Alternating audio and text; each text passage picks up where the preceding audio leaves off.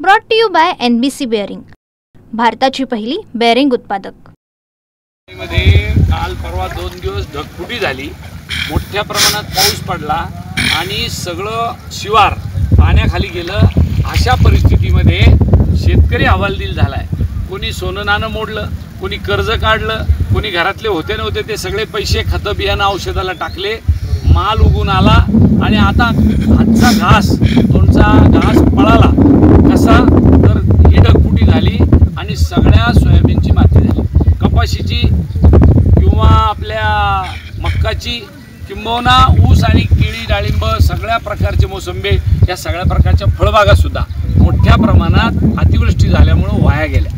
आता शेतकऱ्यांनी काय करायचं हा त्याच्यासमोर प्रश्न आहे। शेवटी आता खळं करायचं, हा माल बाजारात न्यायचा, कपाशीचे बोंड वेचायचे, दिवाळीची वात लावायची।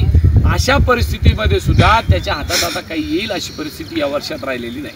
शेतकऱ्यांनी कर्ज कुठून फेडायचं, शेतकऱ्यांनी येणारं वर्ष कसं चालवायचं हा त्याच्यासमोरचा प्रश्न आहे। आणि म्हणून आपल्या राज्यातलं जे मायबाप सरकार आहे त्यांना माझी विनंती राहणार आहे, शेतकऱ्याला तात्काळ 50,000 रुपये एकरी द्या आणि त्याचबरोबर ज्या जमिनी खरडून गेल्या त्याला सुद्धा 5 लाख रुपये एकरला द्या, की जेणेकरून तो शेतकरी इकडून तिकडून डाळ आणून भरेल आणि पुन्हा त्याची शेती पूर्ववत करेल। अशा पद्धतीची जर मागणी आपण केली तर ती सरकारने तात्काळ पूर्ण करावी।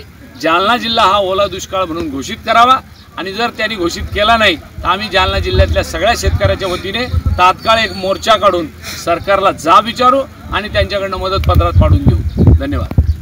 Brought to you by NBC bearing, भारताची पहिली बेअरिंग उत्पादक।